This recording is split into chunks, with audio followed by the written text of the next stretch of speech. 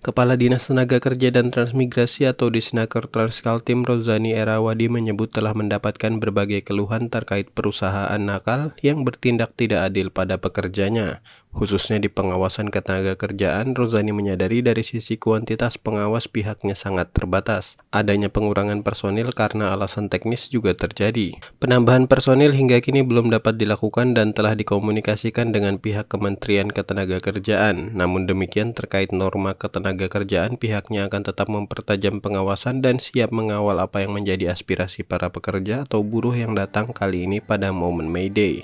Yang pertama tentu tadi diingatkan kepada kita semua adalah kepatuhan terhadap pelaksanaan norma-norma ketenagakerjaan dengan bentuk adalah terus meningkatkan kapasitas kualitas layanan khususnya di pengawasan tenaga kerjaan.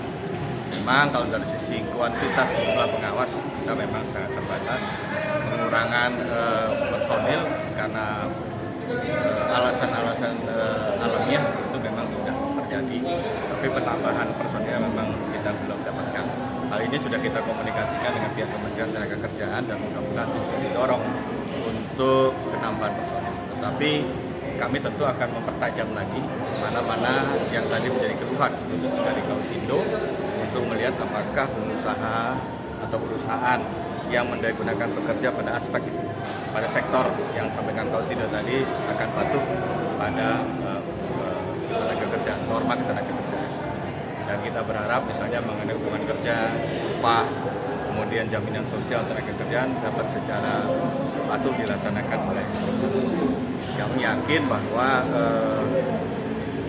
dengan dorongan bersama-sama pekerja maupun asosiasi, Apindo maupun Kadin, mungkin juga asosiasi yang lain terkait dengan perusahaan perkayuan, kapalan, kemudian sawit itu bisa lebih patuh lagi pada yang disampaikan pekerja pada hari ini, khususnya pada norma tenaga kerjaan.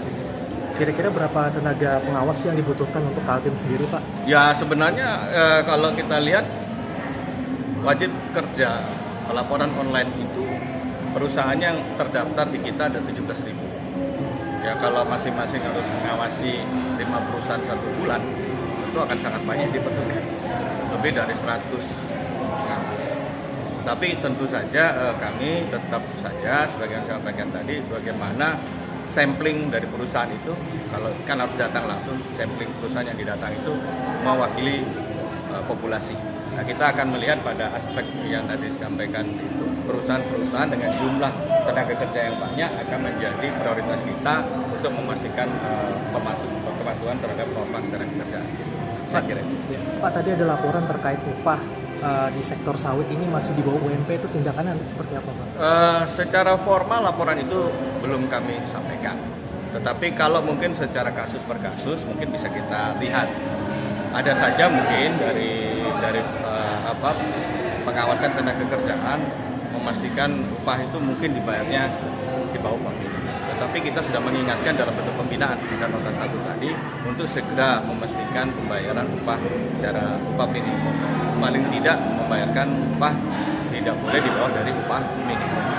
Gitu. Dan tentu ini harus dikomunikasikan lagi khususnya dengan perusahaan yang terkait dengan sawit untuk bersama-sama memastikan itu.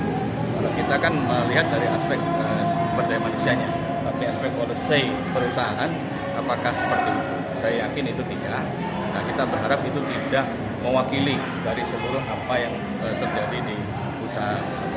Pihaknya pun meyakini bahwa dengan dorongan pekerja maupun asosiasi terkait perusahaan, sektor manapun bisa patuh apa yang telah disampaikan pekerja pada momen May Day kali ini. Jika dilihat terkini wajib kerja pelaporan online, perusahaan yang terdaftar di Disnaker Trans sudah mencapai angka 17.000. Angka sebanyak itu memang belum bisa secara menyeluruh diawasi secara maksimal. Adanya keluhan para pekerja atau buruh yang melapor perusahaan sektor kelapa sawit yang membayarkan upah minimum pekerja di bawah standar juga diakui jadi catatan pihaknya. Secara formal laporan tersebut belum disampaikan, tetapi jika kasus per kasus bisa saja terlihat. Pihaknya juga sudah melakukan pembinaan kepada para perusahaan untuk segera membayarkan upah minimum seperti yang sudah ditetapkan.